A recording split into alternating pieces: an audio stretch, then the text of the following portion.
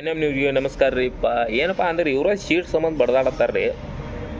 ಈ ಸಿದ್ದರಾಮಯ್ಯ ಮತ್ತು D K Shivakumara ಇವರ ಸೀಟ್ ಸಂಬಂಧ ಬಡ್ದಾಡ್ತಾರೆ ಮೊದಲ. ಈಗ ಏನು ಮಾಡೋದು, ನಮ್ಮ ಕರ್ನಾಟಕ ರಾಜ್ಯ ಇಬ್ಬರು ಕೂಡಿ ಮಾರಿ ಬಿಡ್ತಾರೆ ನೋಡ್ಬೇಕಾಗೈತಿ. ನನಗೆ ಸೀಟ್ ಬೇಕು, ನಿನಗೆ ಸೀಟ್ ಬೇಕು ಅಂತ ಅವ್ರಿಗೆ ಜಗಳ ಎತ್ತಿದಾವೆ. ಅದ್ರ ಸಂಬಂಧ ಈ ಸದ್ಯ ಏನು ಮಾಡೋದಪ್ಪ ಅಂದ್ರೆ ಸಿದ್ದರಾಮಯ್ಯ ಅದಾರ ನೋಡಿದಿರಿ, ಅವ್ರಿದ್ರೆ ದಲಿತರ ನಾವು ನಡಿತೈತೆ ನಮಗೆ ಅನ್ನತ್ತಾರ.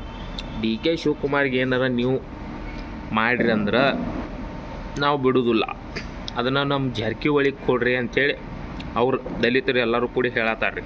ಅಂದರೆ ಎಸ್ ಸಿ ಸಮುದಾಯದವ್ರ ದಲಿತರೊಳಗೂ ಒಮ್ಮೆ ಯಾರು ಮುಖ್ಯಮಂತ್ರಿ ಆಗಲಿ ಅಂತೇಳಿ ಅವ್ರದ್ದು ಹೋರಾಟ ನಡೆಯತೈತಿ.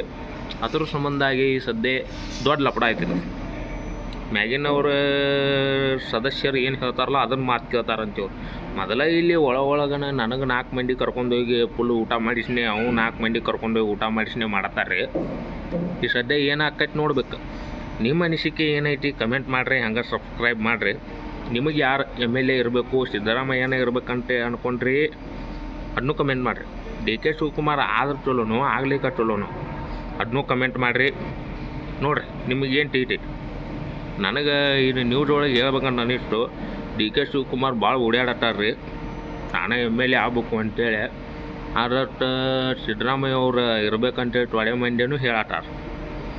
ಸಿದ್ದರಾಮಯ್ಯ ಏನರ ಇರೋ ಹೆಂಗಾರ ಇರೋ ಲೆಕ್ಕ ಇದ್ರೆ ಚಲೋ ಅಂತ ಎಷ್ಟೋ ಮಂದಿ ಹೇಳತ್ತಾರ್ರಿ. ಆದರೆ ಡಿ ಕೆ ಶಿವಕುಮಾರ್ ಆದ್ರೆ ನಾವು ಹೋರಾಟ ಮಾಡೋರು ಅಂತೇಳಿ ದಲಿತರ ST ಸಮುದಾಯದವ್ರು ಎಲ್ಲರೂ ಹೇಳತ್ತಾರ. ಇದಕ್ಕೆ ನಿಮ್ಮ ಅನಿಸಿಕೆ ಏನೈತಿ ಹಂಗೆ ಸಬ್ಸ್ಕ್ರೈಬ್ ಮಾಡಿರಿ, ನನಗೆ ಹೇಳ್ರಿ, ಕಮೆಂಟ್ ಮಾಡಿರಿ ನಿಮ್ಮ ಅನಿಸಿಕೆ ಏನೈತಿ.